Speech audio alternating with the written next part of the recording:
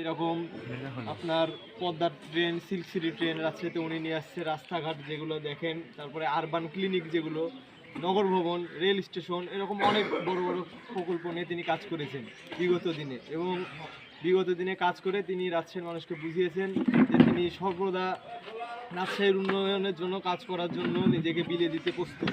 তা আমরা এবারও আশাবাদী যে তিনি যদি এবার নির্বাচনে জিতে তাহলে অবশ্যই তিনি আবার পূর্বের মতো উন্নয়নমূলক কার্যক্রম করে আমাদের রাষ্ট্রের সকল সাধারণ মানুষের আশা আকাঙ্ক্ষা আবার পূরণ করবে এবং নির্বাচনী ইশতেহারে যেগুলো দিয়ে আছে সেগুলো বাস্তবায়ন করবে। আচ্ছা, আমরা বলছিলাম আপনার এই যে সামনে মিনু ভাই যেটা করবে এটা, তারপরে আপনার মিনু ভাই যে তাদের রহমান ইসমাত কার্ডের ফ্যামিলি কার্ড যেটা আমাদেরকে আশ্বাস দিয়েছেন, এটাকে আমরা পাবো? জি অবশ্যই, তারেক রহমান স্বপ্ন দেখায় না, স্বপ্ন বাস্তবায়ন করে।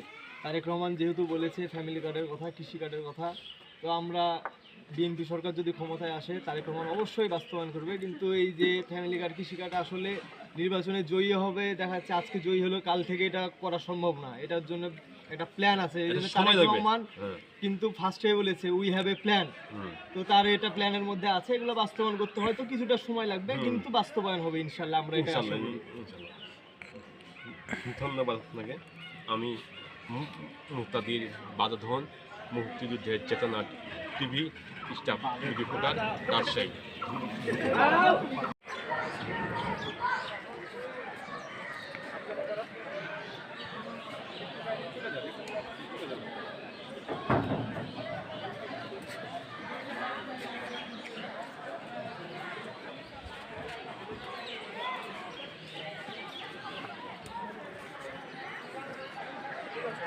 আপনাকে এখানে না থেকে একটু দূরে চলে যাও, দূরে যাও তোমরা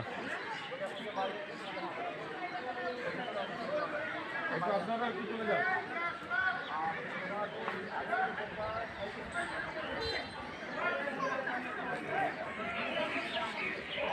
আমি মুক্তিযোদ্ধা চেতনা টিভি থেকে আসছি। আমি ভোট সম্পর্কে কিছু জানতে চাচ্ছি যে আসলে ত্রয়োদশ জাতীয় নির্বাচনে গাড়ি পাবো করে ভোট দিতে পেরে এসে আপনার কেমন লাগছে, একটু যদি অনুভূতিটা জানাতেন আমাকে। পরিবার আলহামদুলিল্লাহ স্বাচ্ছন্দ্যভাবে ভোট দিতে পারছি এবং পরিবেশ অনেক ভালো, অনেক ভালো।